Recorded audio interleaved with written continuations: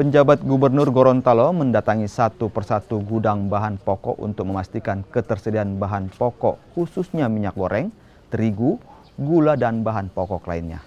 Dari hasil sidak, penjabat Gubernur Gorontalo memastikan bahan pokok di tingkat distributor mencukupi hingga bulan Ramadan nanti termasuk stok minyak goreng. Meski demikian, stok bahan pokok akan terus dipantau pemerintah daerah dan Polda Gorontalo untuk memastikan penyaluran ke pengecer tepat sasaran.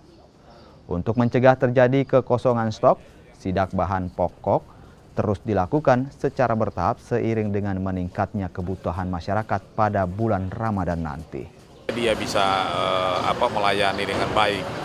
Jadi distribusi sampai rantai ke bawahnya, ke pasarnya pun berjalan. Jadi kita akan pantau terus ini perkembangan. Jangan sampai nanti di sini ada, kemudian kan logikanya kalau di pihak distributor ada, kemudian di pasar langka berarti ada yang penimbunan di bawah.